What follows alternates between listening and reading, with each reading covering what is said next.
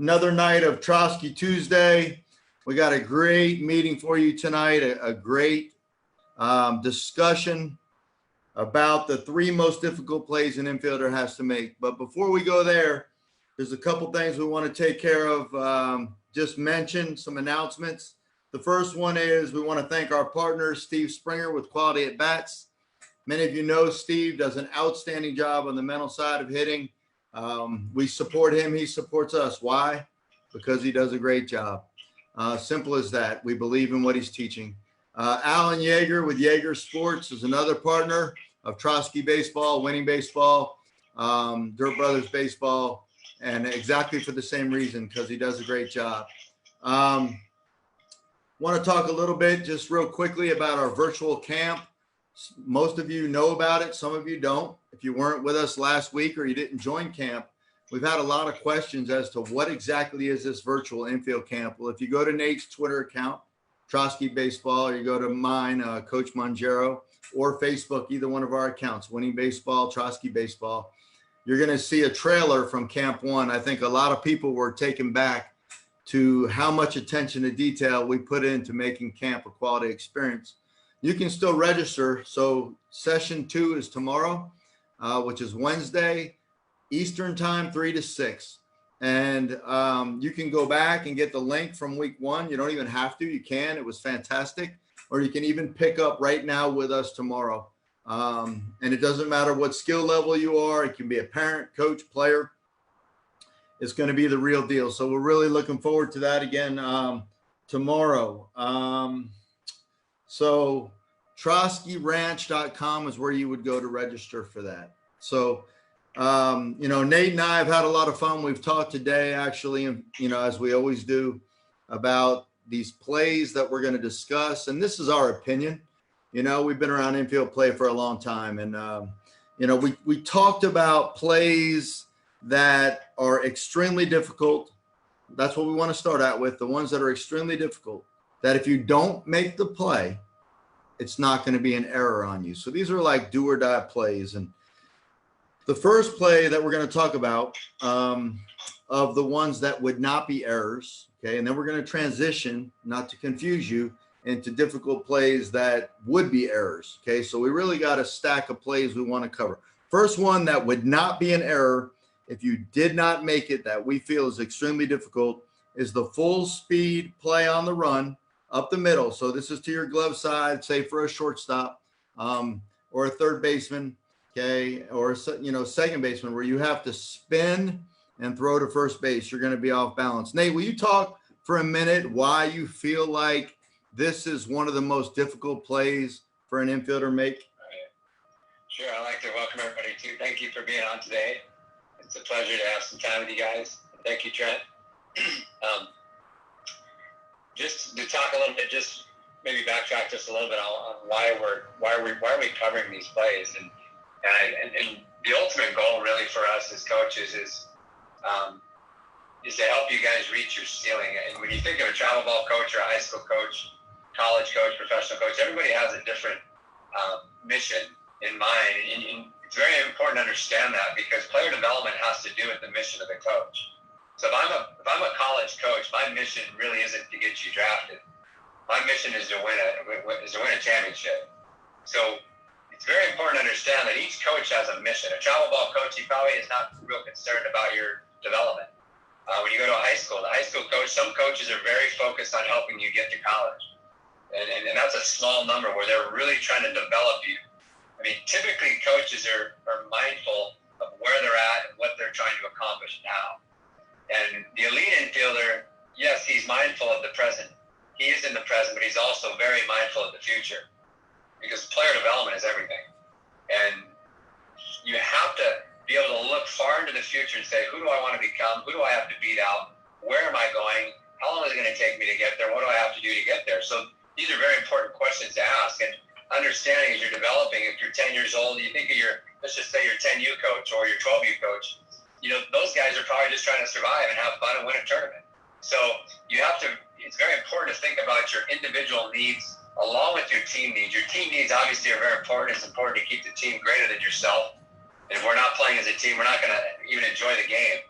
But team, yes, team first, but it's very important to understand that you are an individual, and that your future has to do with your choices and what you do daily in your process to become the player that you want to become. So understand, a high school coach probably isn't thinking about your college future, and he's probably not thinking about you in the draft. He's thinking about, I need to win it. I want to win a championship. I want to just survive so I don't lose my job.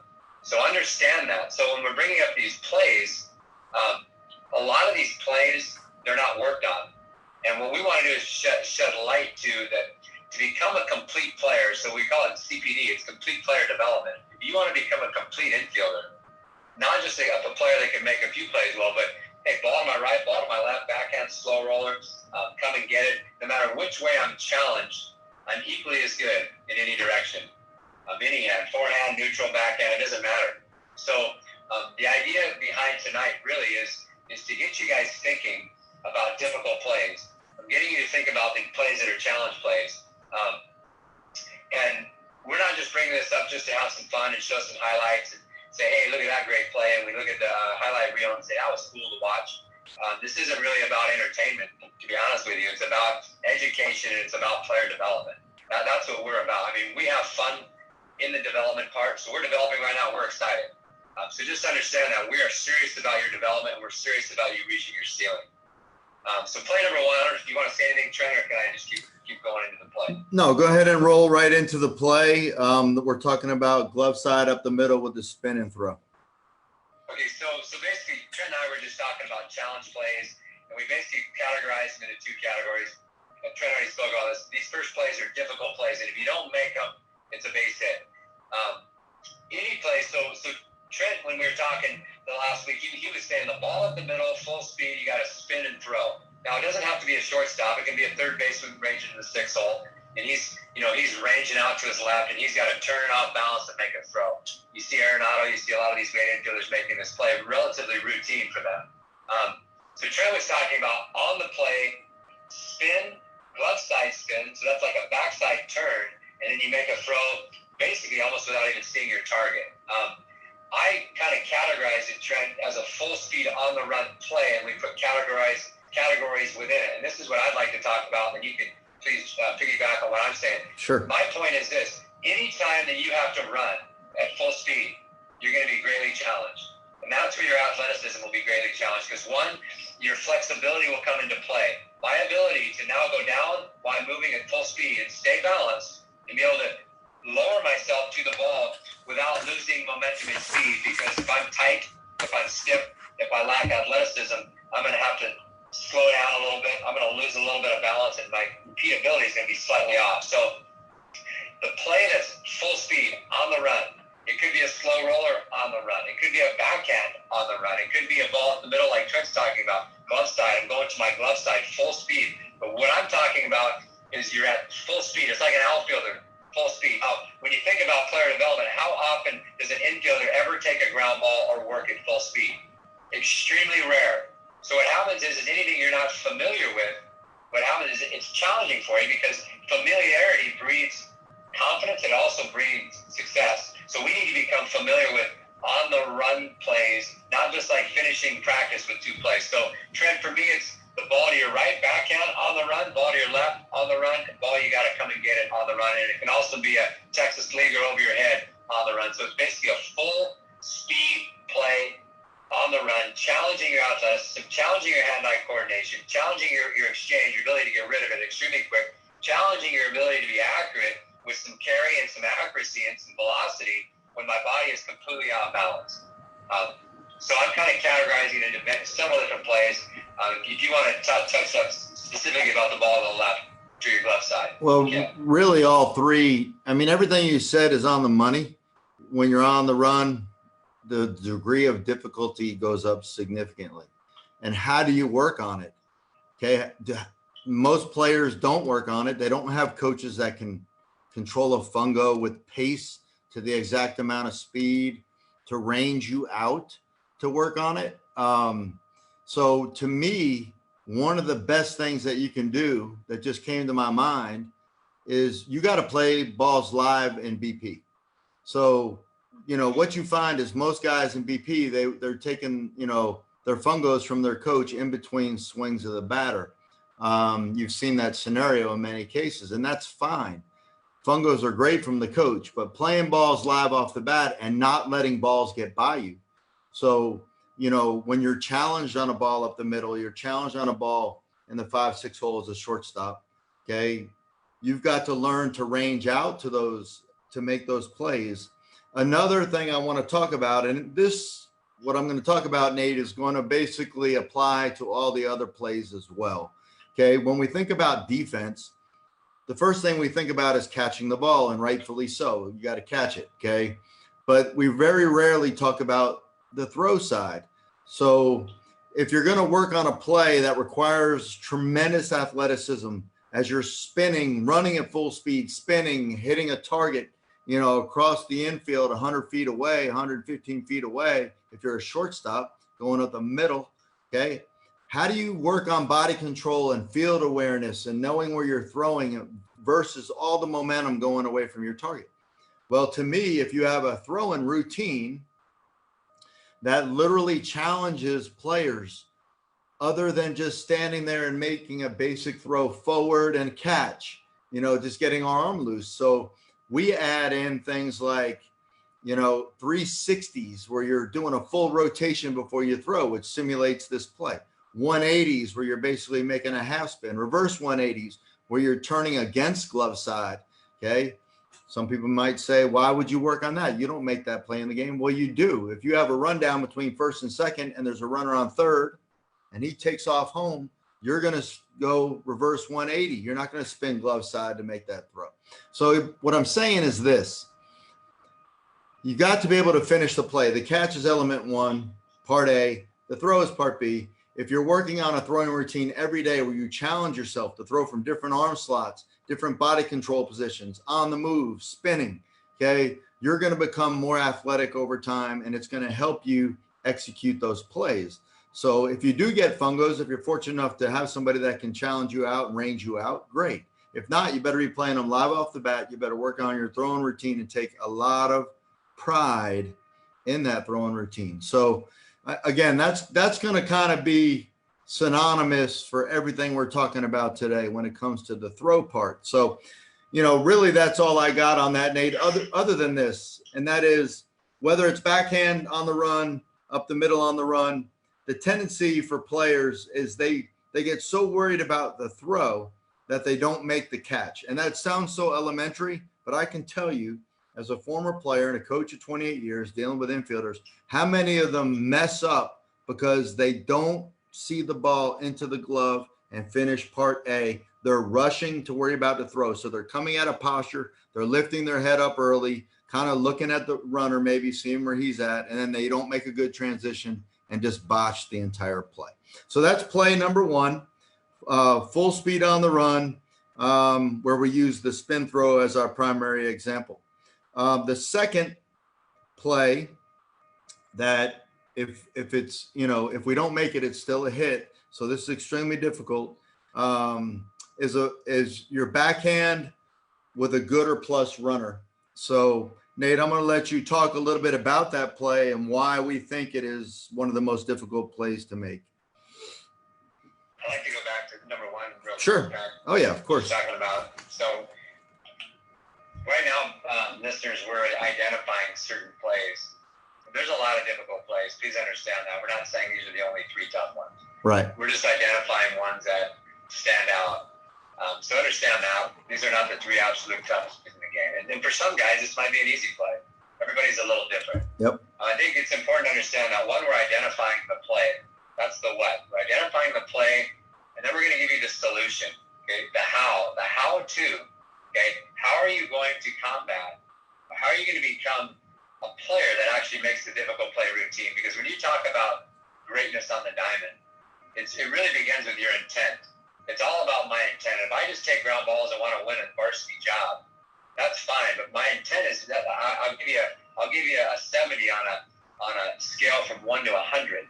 That's like a C. If you're thinking about, I hope I make that college team, I'll give you another 70. You have to have great intent, because when you have great intent, you're going to work at another level. So when you think about master infielders, they have great intent. They want to be the best, not only that they can be, but they want to take guys' jobs in college, and they want to get to the professional rank, and they want to take their jobs too. So it's a whole other level of thinking. So that means when you're working, you're on a mission, you're hungry, and you strive for excellence. And when you're working on these plays, you make them a priority. A priority, very important to understand. Now, we're going to give you the solution, because the solution is everything. That's the how. How am I going to actually make this play? Because what master infielders do, they take the difficult play and they make it routine. Now, these 3 plays that we're identifying right now, along with others, are difficult plays. But an elite infielder makes this play routine. And it's very important for you to understand that if you want to be categorized as an elite infielder, and if you want to stay on the diamond for a long time, these plays have to become routine. And they don't become routine just by thinking about it.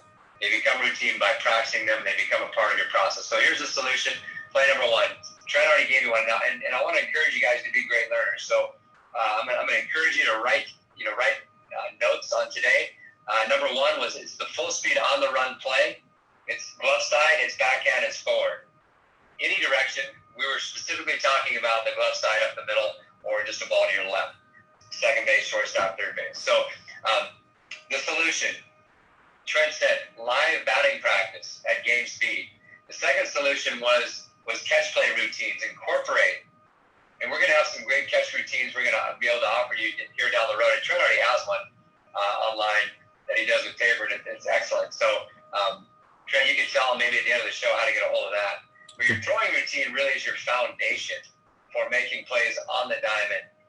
And that's where it's all established. So a daily routine is going to separate you, but the routine has to incorporate all different positions like Trent was talking about. I'm going to give you another one. So the third one is going to be, I call these on-the-run plays. And what I do is I'll have, instead of trying to fungal them, it's very hard to time it. So just kind of visualize right now seeing an infielder at shortstop. Now put him in the 6 hole, just over the 6 hole. And what I have them do is I say go. And they literally run full speed, as fast as they can, across the diamond, towards second base, and then I'll roll them the ball, and it's very easy to time it, because it's like a quarterback, but I'm only 10 feet from him. It's very easy. He sprints across the field at full speed. Then I roll it, and I try to time it so it's just perfect, and he'll either throw off balance or he'll spin and go. We do this the same on the backhand side. So what happens is on-the-run plays actually become routine because we literally practice them. We practiced them again yesterday. It's a part of our routine. You can't do it for 20 minutes because the infielder will fall over and have a heart attack. He'll get tired and he'll be done. But here's the point. If your infielder is not in good shape, and that's why cardio is extremely important, you can't work hard. So on-the-run plays actually simulating it, but don't fungal it. Just roll it and just say go. And you can go right. So then we have them go a little more up the middle. We have them fire to the 6 hole, which is to their backhand side. And they sprint about 10 to 12 yards. And then I'll roll the ball. And they'll either jump throw, they'll either gather their feet and throw, or they'll just replace their feet and go. And they're working on different speeds of runners, but they're working at that speed, and that becomes comfortable. And it's very effective. It's very simple, and it's very effective. Let's see if we have another one in here. We have, and then basically just simply the Footwork Mastery series that we have, and we offer, is basically covers all these plays. It gives you an opportunity to work on every play on a regular basis with a routine. Ready for number 2, Trent? Yeah. So, I just wanted to add on to that. So, but we'll go through much faster on these other ones because the throwing routine is going to apply to all of them. The Footwork Mastery series is going to apply to all of them. But another thing you have to understand as an infielder is you have to have every tool in your toolbox. Okay. And you have to expect yourself to be able to make all plays. And the only way that you can expect yourself to make all plays is to work on all plays. Well, even break it down further, you have to learn how to make the play. What is the footwork? Okay. How does it work? How does the release based on momentum? Maybe you have to throw up the line to bring the ball back to first base. All these cues, and then you got to work on it. So yeah. So the next one, Nate, we were talking about was the backhand with a good to plus runner. Why does the good to plus runner make the backhand, in our opinion, one of the 3 most difficult plays? Okay. Just taking a couple notes here on what you're saying here.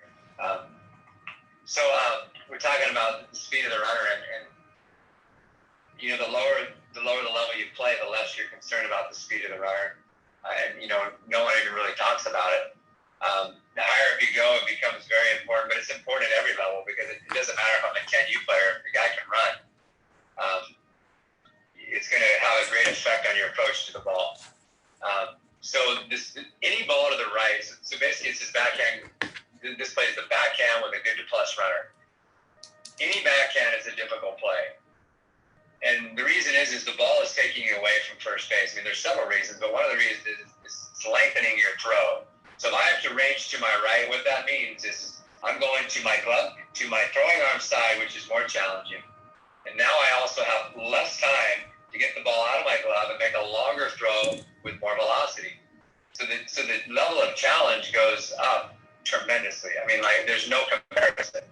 And when you think of a player that is an elite player, like from the scouting side, what we do is the great separator is the ball in the 6-hole. And players, you're going to learn, if you haven't learned already, that anytime you go to a tryout, it doesn't matter what it is. If it's a perfect game tryout where it's an elite event, or it's an area coded event, or it's just a major league workout, or it's an elite Division I or a college showcase camp where they're looking at players, they usually put everybody at shortstop and they hit you about 4 balls, but the one ball that's going to be the separator is the ball to your right is in the hole. That's one of the 4.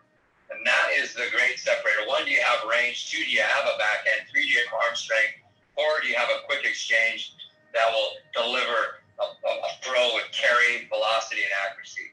So the backhand's a tough play. We just talked about why, but now you add the speed of a runner. So we have good runners, when we're talking good runners, so we put categories on runners, and there's different ways you can do it, but we go poor.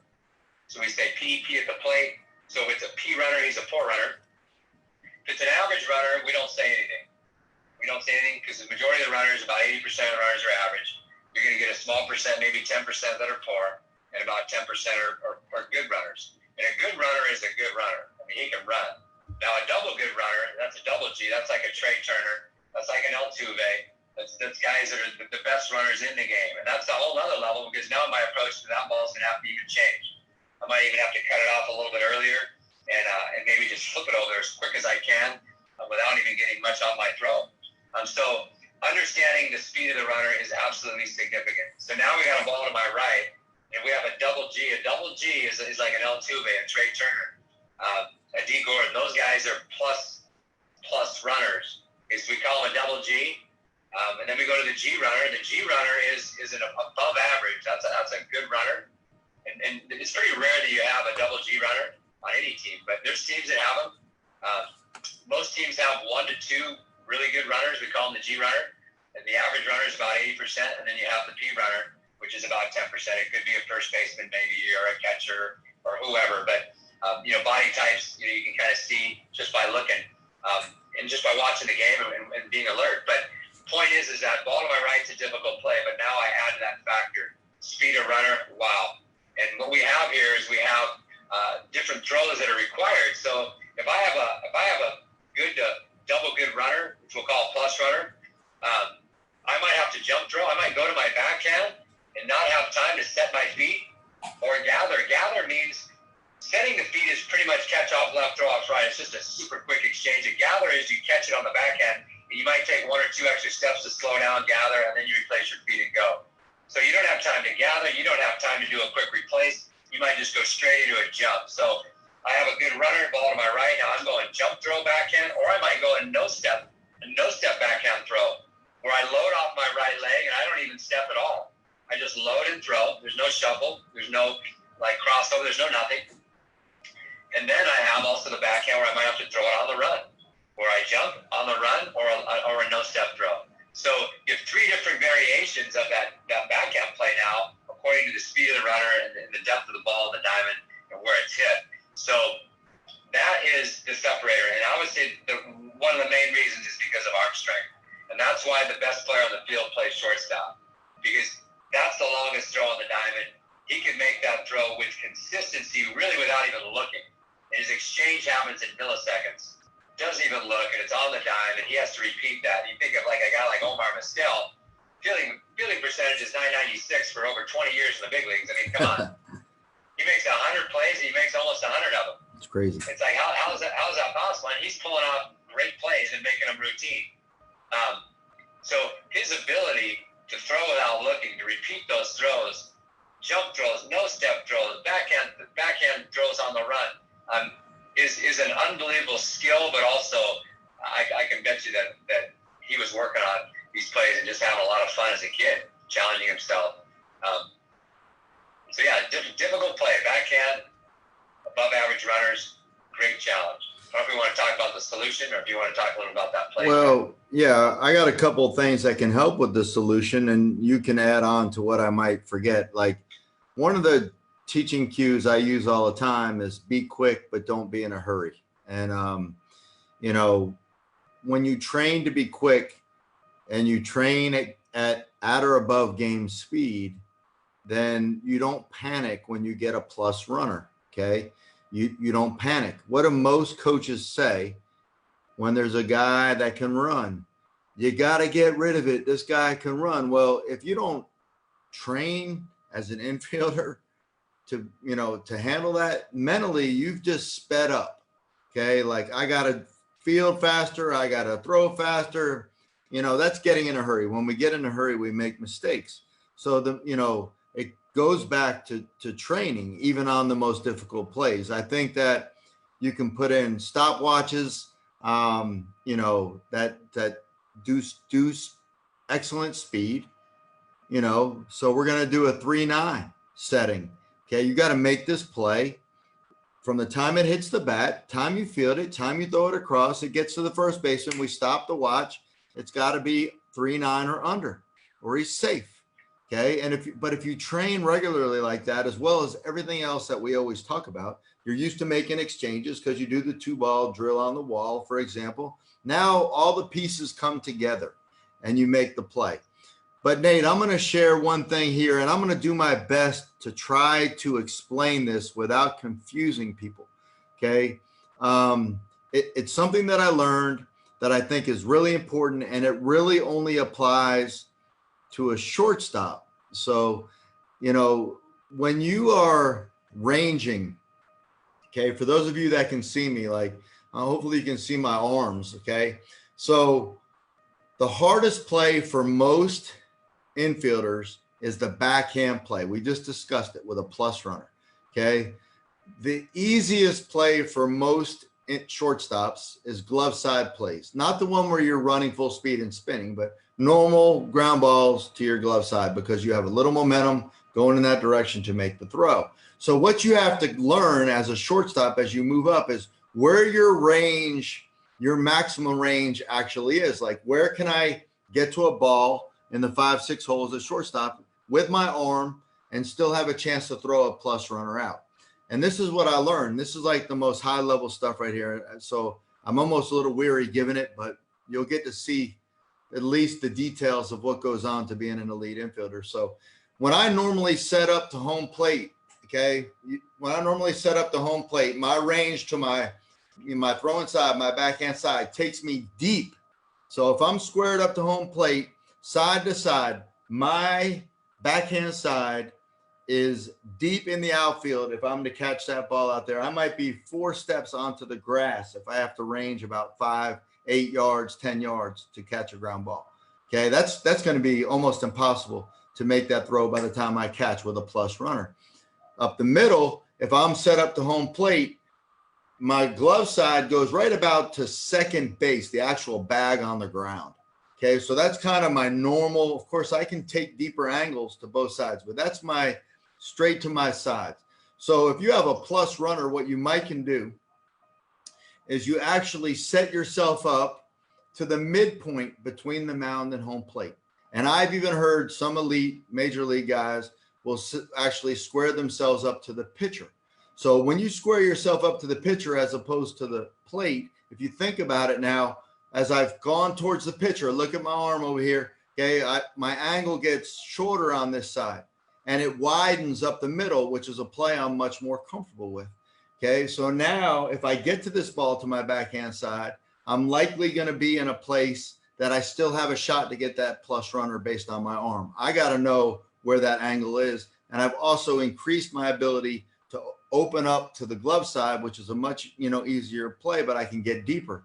So now in essence, I've increased my range. So that's a very, very advanced, and it only applies to a shortstop, So another thing is, if I'm weak to my backhand side, is I may actually cheat a little bit more in my setup to my backhand side. If I'm really comfortable going up the middle, okay, and I range really well that way, but I don't to my backhand side, then maybe my setup to me is going to be a little bit more to the backhand side, where now I take those plays and make them a little more square to me, okay, and they kind of make them easier for me, and then I range more to my glove side. So just a couple little tips there, Nate, that I felt like helped me. So I wanted to throw those in there to get. Okay, do you want to add some? Yeah, I think it's great. And I think one thing to consider in that is your arm strength. Yeah. Just because you're a shortstop doesn't mean you have the best arm on the field. It could be because you got great feet and great hands. You have great feet and great hands, and so not everybody has all the tools. But to play shortstop, there's a lot of qualities that are required. But arm strength is one, but it also isn't. Because if you have great reads, you can come and get balls. You can get rid of the ball quickly, and you're accurate. You can play in the big leagues with an average at best arm. And there's guys that have done it for years. So we're not saying, but just the point I wanted to make on what Trent said is making some great points, and then just understand that who are you? And of course you want to get better. You're continually getting better, but who really are you? What do you bring to the table? Because if I'm a little weak to my backside, to my backhand side, or my arm strength is a little subject, then I'm going to play in a little bit, and I'm going to also play to my right a little bit, and then I know the speed of the runner that I might even come up 2 more steps. So the situation dictates every time, and the situation changes with every count and every batter. So you need to be tuned in because you're locked into the count, fastball count. He might hit it a little harder to the 6-hole side, or he might be a little late and hit it more up the middle. So know the batter, know his bat speed, know the pitcher, know your strengths, know your weaknesses, know the surface you're on. The surface you're on is going to tell you a lot too. If I got a big chunk in front of me, I'm going to probably stand in front of the chunk or stand right on it so I don't feel in it. So just understand that you have the freedom to do anything you want. There's no official rule. You got to know yourself, and what makes a great player. I was watching. There was a little video on the Vanderbilt club last year. How when they got to the regional, and they have a 5-5. They have a 5-5. I don't know what position he played, but he was hitting, and he hits the ball through the 6-hole. He's a left-handed hitter, and he gets a base hit, and they win the game. They're like, Vanderbilt goes to the super regional, and it was like no one cares about his exit speed. No one cares about any of those metrics. He won the game, right? He got a hit. And so it's about how effective are you on the diamond and being really good at who you are and knowing who you are, not trying to be someone else. And you can get really good with what you have if you know who you are. So just keep that in mind. There's ways to become masters at your craft, not necessarily being Alex Rodriguez or Brandon Crawford, someone who's maybe more physical. There's a lot of ways to stay in this game. And making that play, like we're talking about, it has a lot to do with what Trent was talking about, positioning, knowing yourself. So understand it's more than just getting to the ball and making a throw. There's a lot that takes place between the pitch. This is really good stuff. I love it. Absolutely love it. Like if you're an infield guy, if you're a baseball guy, this is the stuff you thrive on, right? So it's one thing to know it. It's another thing to teach it. And it's another thing for your players to actually be able to apply it, and that's the challenge in coaching, right? So, all right. So we got to move on to the third play. That would be a hit if it's not made. This is the do or die slow roller that we're going to come in and we're going to field with 2 hands, field off left, throw off right. Okay. Field off left, throw off right. The fastest transition that you can possibly make. Okay. Why, Nate, do you feel like this qualifies as one of the 3 most difficult plays that we chose? Well, I think when you make the 2-handed slow roller play, let's just talk about when it's used. So the 1-handed slow roller play is basically a do or die. And a do or die means you're running full speed. When you make the two-handed slow roller, you're not running at full speed. You have to actually slow down a little bit. So you can start at full speed, but you have to gather because you have to get into a position where you're almost like falling over. I mean, it's tough, and you're going down with two hands. So when you think of a slow roller play, we say, okay, that's a difficult play. And I remember the first week of our practice in college, my first year in college, get all the infielders out on the diamond, and we were a very good program. We had like 12 guys that were drafted the year before. I mean, we were really good, and we had all kinds of all league guys. And I came in as a freshman, and I'm like, man, these guys are big, strong, they're really good. And I'm out there, you know, just trying to do my thing. And he goes, hey, we're gonna do slow rollers. The coach, we're gonna make slow roller plays for like 20 minutes. And I remember like almost every throw was thrown away. Like it was like 1 out of every 2 throws was not accurate. And you're watching these guys, and they're just pulling the first baseman out the bag, and everybody's moving all over the place, and they lacked repeatability. Well, when you think about the two-handed versus the one-handed, I don't think most people even know. A lot of people just say everything needs to be two-handed. Some people say everything needs to be one-handed. Well, there's actually a purpose for the two-handed. There's a purpose for the one. The one-handed is you have no choice. It's second to the barehand. The barehand is I have absolutely no choice. I'm running full speed. My route to the ball sometimes might even be a little chaotic because I'm just taking off. I got to get there. So there's no like rounding. It's really go. You got to go get it.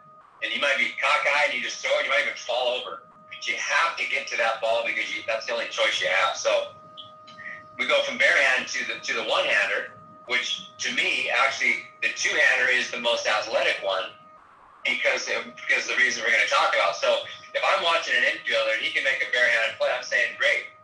He can make a one-handed slow roller, great. But if he can make the two-handed, it tells me a lot about his athleticism. Because he literally can go at full speed or almost full speed, then slow down, control his body without losing too much momentum, and go down with two hands inside his left foot, where that requires athleticism, flexibility. My ability to move without losing momentum, low to the ground with my glove on the ground, is a huge separator. And most players have tension in their hips or their hip flexors or their hammies, and they actually have to slow down and they actually become stiff. They almost look like old players. And there's like effort. We're looking for players that have no effort. And with one hand, it's very easy to go down with no effort because I can turn sideways to reach for the ball. I'm just reaching. When I have to go down two hands, now I really have to get into my lower half. So that flexibility is going to get exposed. And when we talk about elite infielders, we talk about players that are loose. I mean, it's pretty rare that you have an elite stiff infielder. And he might play third base, he might play first because he's getting paid to bang it. You know, he can even be a college player, getting a scholarship just because he can really hit. He's a great teammate, maybe. But when you really think about, you know, advanced or elite infielders, you think about lower half flexibility. And the hip flexor is you know, the key point is you can have tight hammies and even tight quads, but be able to get low to the ground. So the ability to move at a high speed, gather yourself, go down with two hands, stay balanced, and then you have to throw it basically in a 3 o'clock slot.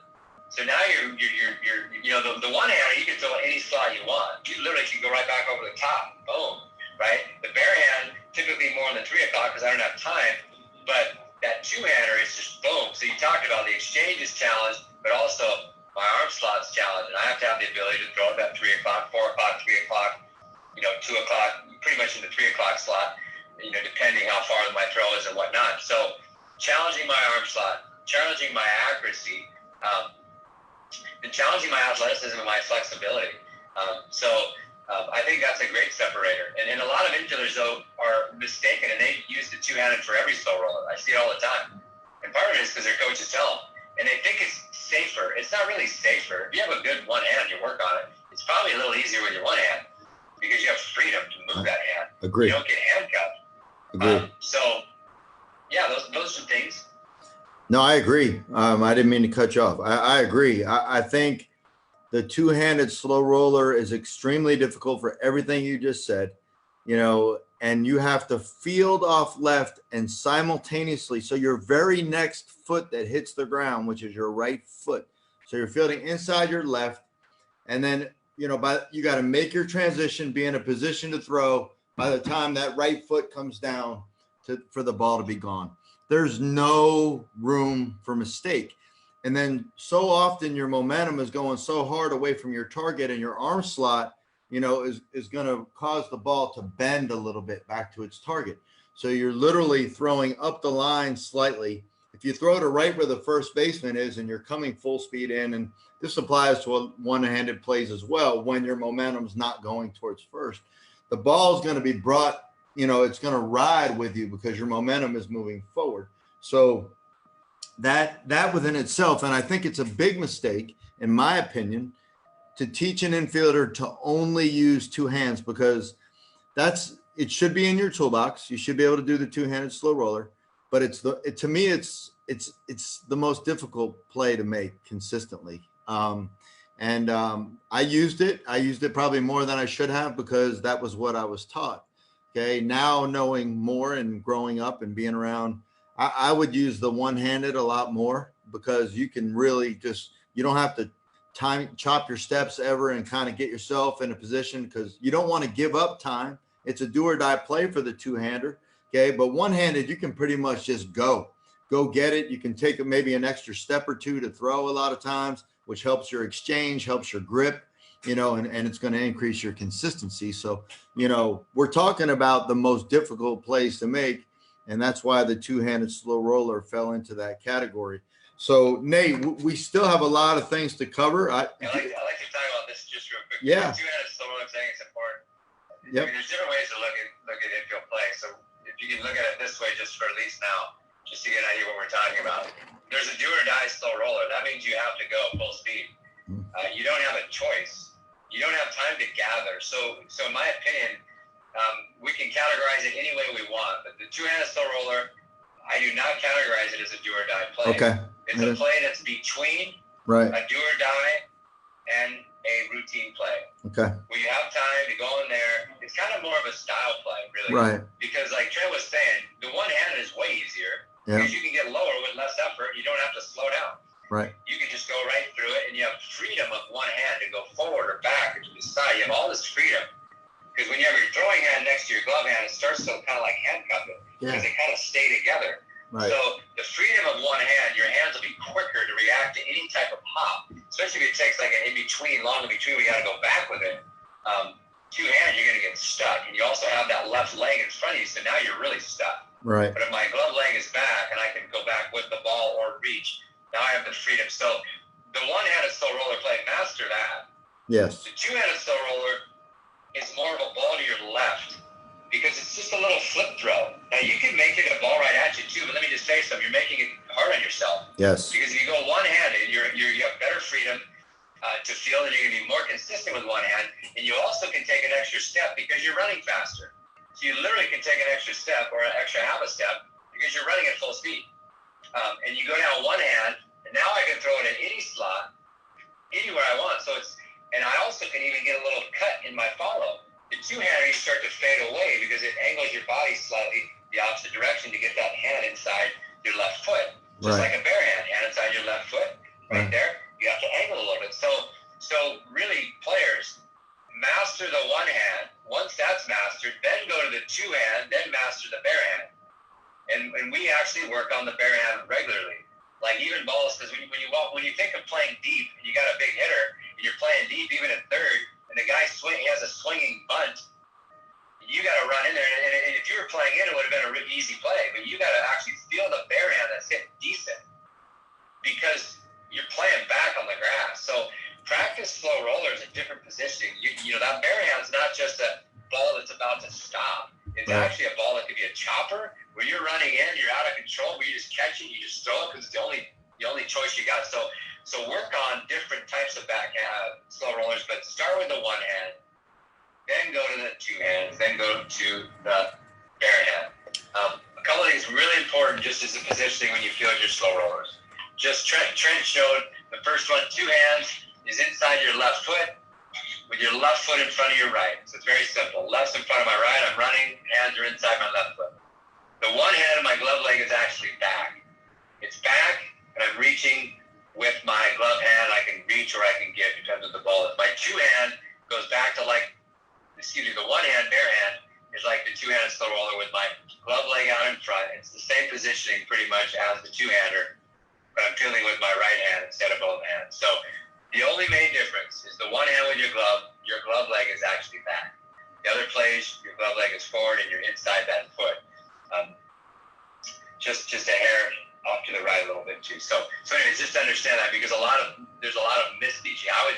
probably 80 to 90% of the slow roller teaching is not accurate. And a lot of it is what information they passed down through the years. I mean, for 20 years, for 30 years, I've been teaching infield, and over 25 of those years, the last 25 years, I would say 80 to 90% teach it incorrectly. So just understand that. And we have videos. Trent has one. I have one. I have the 5 slow roller plays, and it slows everything down. And it's a minor league infielder working the drills with me, and we nailed it. So that's 5 slow roller plays, and it goes from the 2-hand to the rake through backhand to the 1-hand to the barehand to the chopper, come and get it and go. Awesome. And Nate, those are great videos that you have. I've seen them, and of course we've talked about them. You know, a lot of times you and we get caught like thinking of the shortstop making these plays or third baseman. And when I think about a second baseman making a slow roller play of any type, you know, they may have the most difficult challenge of all, because, you know, they have to have a touch depending on where the ball is hit. They may be fairly close to the first baseman. Their momentum a lot of times is going hard away from first base, so they have to throw it back across their body. You know, they can easily get tied up. So, you know, a lot of times we neglect, not intentionally neglect, but I know my mind always works from the shortstop first because, you know, that's where I played. But, you know, I just wanted to say, you second baseman out there, you know, the slow roller plays are extremely challenging for those second basemen. And when you got a guy that can come get it, field cleanly, make transition with a touch to the first baseman with accurate throws, that's impressive. So I wanted to add that in. Yeah, and also on that point, you second baseman, when your slow roller throws are a lot closer. And that's why you'd be more inclined to use a 2-handed play, because your throws are close and it's just a little flip right here out of your 3 o'clock slot. So the closer you get towards first base, any ball at you to your left, there's a pretty good chance you're going to go in with 2 hands, because one, you have more time because you're a second baseman, right? Your throws are short. Right. So you don't have to go like a madman and barehand a lot and also go one-handed a lot. So you usually have time to gather a little bit, get down there with the 2 hands and slip it out of the 3 o'clock slot. The closer you get, the much more accurate that throw will be, and also easier for the first baseman to catch because it's coming up into his eyes versus on top. And that shortstop's coming up, coming hard. He gets to about his 2 o'clock slot or 1 o'clock, and he gets on top, right? Well, if you go that slot one-handed to that first baseman from second base, the ball to your left, good luck on him even catching it. So the 2-handed, and thank you for bringing that point up, Trent. It's a great point because it is different, and your angle is much different. Right. It's steeper angle. Right. Absolutely. I just thought of it on the fly. You know how our minds work. But all right, so we're going to shift gears. So those were the 3, in our opinion, most difficult plays, you know, that if you don't make them, there's still going to be a hit. Okay. Now we want to talk about the plays that are expected to be made. Now, when you talk about big leaguers, all 3 plays we just talked about, they make all 3 of those plays look routine. Okay. They're at the highest level. They're the elite of the elite. So, but when you start scaling it down to college and high school, okay, these are difficult plays that we're going to talk about, the next 3. And if you don't make them, they're going to be an error, but they still give people a ton of problems. Okay. So the first one, Nate, that we're going to cover is the high chopper. Okay. The high chopper. I'll let you define what a high chopper is. And if you'll explain why you feel like, you know, this play is difficult, but it should be made. Okay. So the next 3 plays, like Trent was saying, they are plays that you need to make. And if you want to be an elite infield, the first 3 plays you need to make as well. But these plays are absolutes because you're going to probably get an error next to your name. But it also depends how you play the ball. Because if you play a ball, you sit back on a ball and you throw it and the guy's safe, it's not an error. It's a hit. It's an infield hit. So it just depends how you play it. But if you don't make these plays, you probably won't stay on the diamond. And I'll tell you, these plays are misplayed all the time. And it becomes a habit. You're going to be probably playing in the outfield. And let me tell you, these are not like plays that just bad infielders mess up on. These are plays that good infielders get caught. So the high chopper, what we're talking about, is not a routine high chopper. we're talking about a high chopper that if you are 1/10 of a second late on your read, you literally have to wait for the second big bounce. So right now, boom, the ball's hit. If I'm not on time with my feet and on time with my read, I'm 1/10 of a second late, I get stuck. So what happens is I either get stuck and I have to wait for the second or third big bounce, because otherwise I'll get so caught in between I'll never catch it. So I'm sitting back waiting for that next big bounce. And what happens is you make your exchange and the guy's safe. Seen that probably the most. That's probably the most, in 30 years, that's probably the most underplayed play I've ever seen.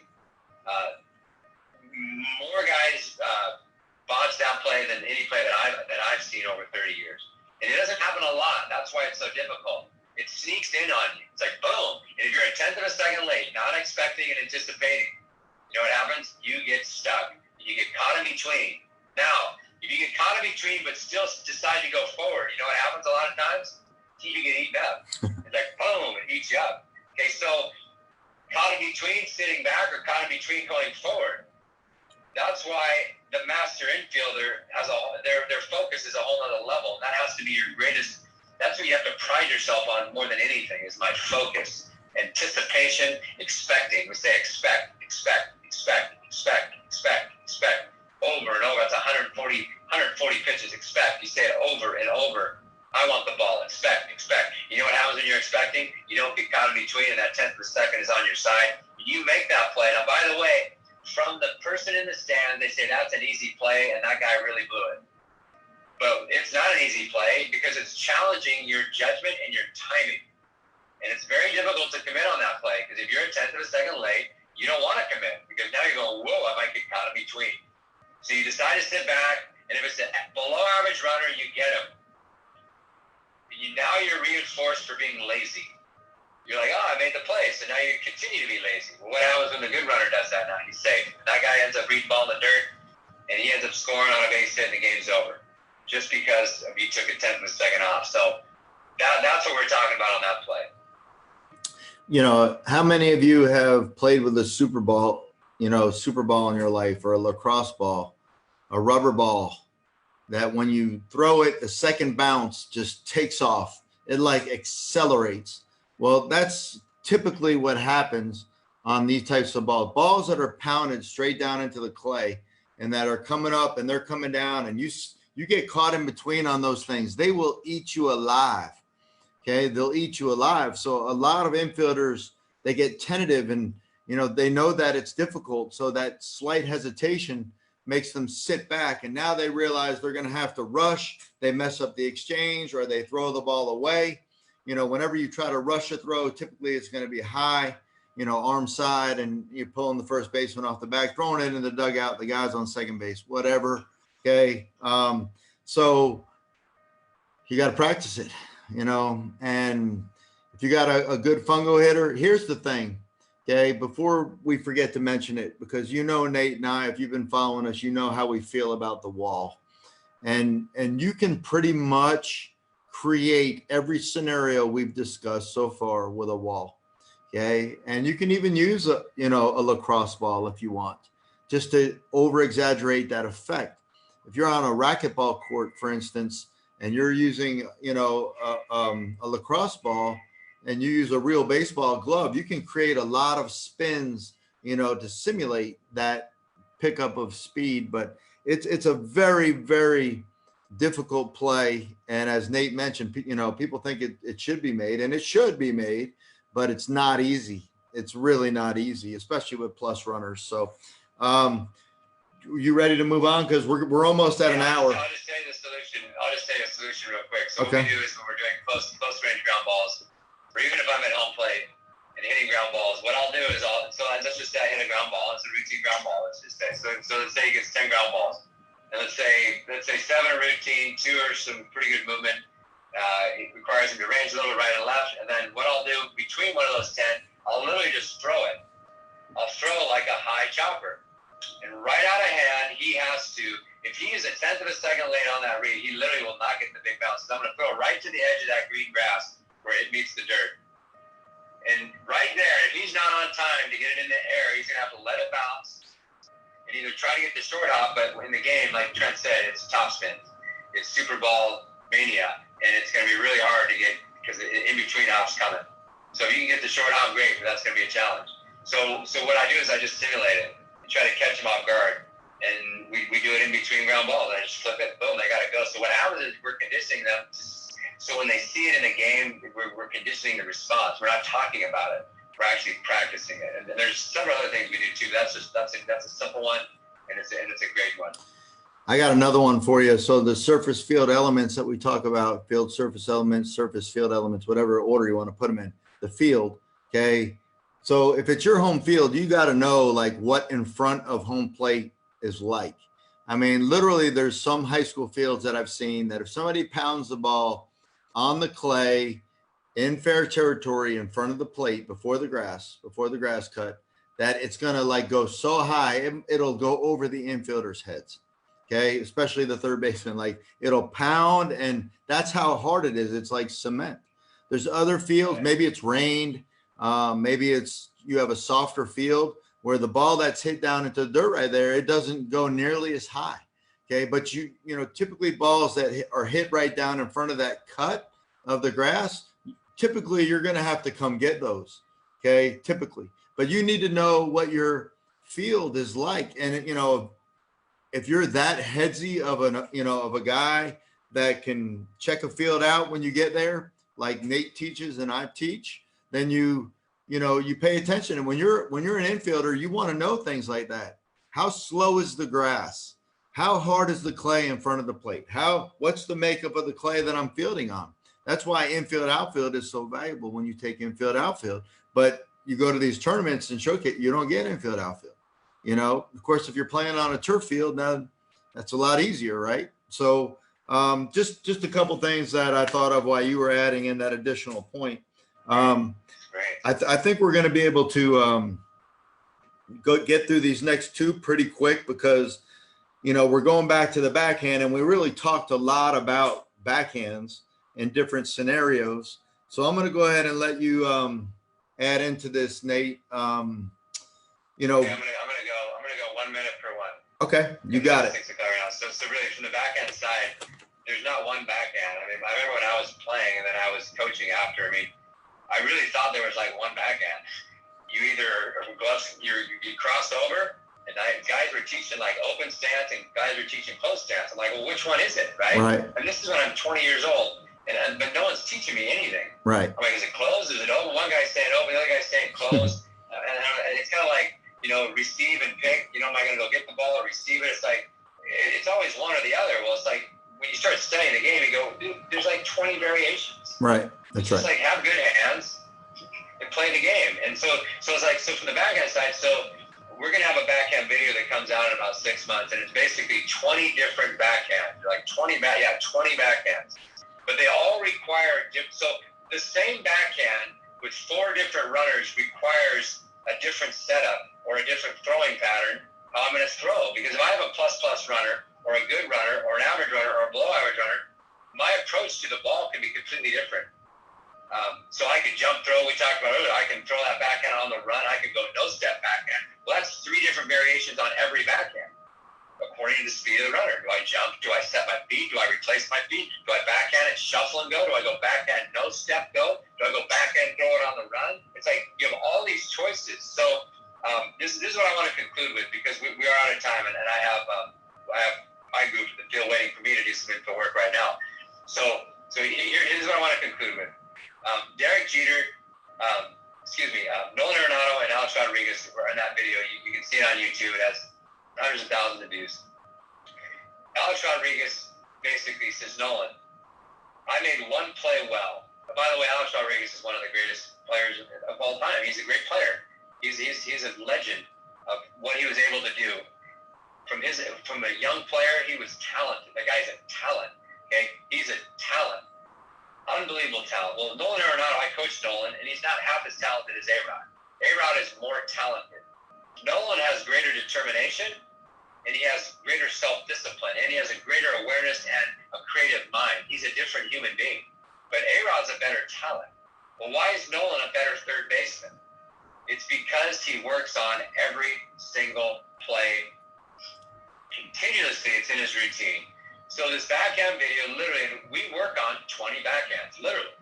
We work on a little shuffle back, a little crossover shuffle, a little crossover on the run, gather your feet. We work on all these different angles because it's all different positioning, and we throw to a short screen. The short screen's only like 40 feet, so you don't have to throw across the diamond, but you're always working on body positioning, momentum and direction, release, exchange, and always preparing because the throw is actually more difficult than the fielding component of the phase. Amen. So we work. So the video will be coming out, but be creative in your own mind. Start writing down the different backhands. Watch highlight videos and say, okay, boom, I want to work on that one, that one, that one, that one, that one. And you don't have to fumble them. You literally can do no ball, dry work. Then you can do with a ball. Then you can do close range fumbles. And you literally will master any play that you work on a continuous amount of time over and over and over. So that's the challenge to you. The backhand is the most challenging, and most players are very unconfident and uncomfortable with having to go to the right backhand and make a throw. The only way you make that comfortable, and we want that to be our new normal. Literally, the new normal for our infielders is the backhand is just as normal as a routine play, because it is routine, because we work on it as much or more. Actually, we work on it like 80% of the time, by the way. So it's like 60 to 80% of the time we're working balls to the right. 60 to 80 balls to the right. So the balls to the right is the new normal. But first, you obviously have to field the ball at you. So you don't want to just jump to backhand when you can't field the ball at you. So step one, step two, you got to walk before you run, right? So learn how to be very efficient at a ball at you, and then really start incorporating that backhand. The Footwork Mastery Series has it all. It has 36 plays. We have probably 8 of the backhands in that series, different variations. And so that series in itself. And then tomorrow at camp, we're going to work on some backhands. That's going to be basically the theme.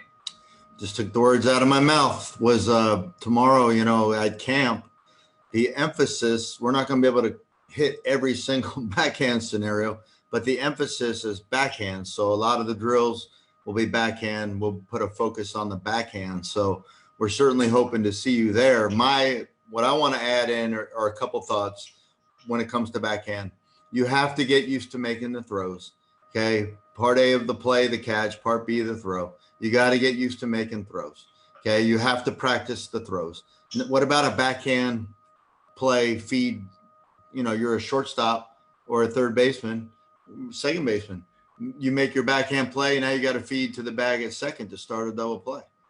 When is that practiced? Who's making that? Who's getting that worked in? So again, having tools in your toolbox, making throws under pressure, making throws against the clock, working on the catch, the transition to throw, hitting the first baseman in the chest, from the 5-6 hole over there at shortstop. That's an amazing play. That's an athlete. Okay. So, all the tools in the toolbox. So you can see now, like if you're with us every week, you can see how broad infield play really is, the scope of it. And what are most people doing? At the most, if they get ground balls, Nate, right? We talked about this, and I know you got to get going, but they're taking ground balls within 10 feet each side of where they're starting. Say a shortstop. They get fungos from a coach. They're hardly ranging to the right. It's usually right at them. Well, most of the plays that you have to make in the game, I hate to tell you, they're not right at you. Okay. Their backhand, their glove side, they're come and get them. There's a ton of come and get them plays where you got to throw on the run or come get it hard, set up and throw. Okay. There's all these variances. And what do? We hit backspin ground balls to the infielder right at him every time. Now you have to, Nate said it, you got to walk before you run. And backspin ground balls are easier to read hops typically, so that builds confidence. But most balls in the game have topspin. Okay, once they hit that second time, they have topspin on them. They're not going backspin anymore. Okay, so you got to learn how to handle those things. So this is why infield play and taking pride in infield play is so vital, and so few people do it. And you can't survive in the game just hitting. Okay, it helps. Offense is huge. You've got to be able to play defense. And if I'm just telling you, Nate, I'm so fired up because honestly, as a player, when I'm listening to Nate and I are like brothers from another mother, because what we went through as players, I was trying to figure it out. Like, you know, what do I do? What is my footwork here? How do I make these plays? When I wrote the Winning Baseball series, I was literally questioning the top, coaches in the country. What is your first step on this play? Like, no one really ever talked to me to the backhand side.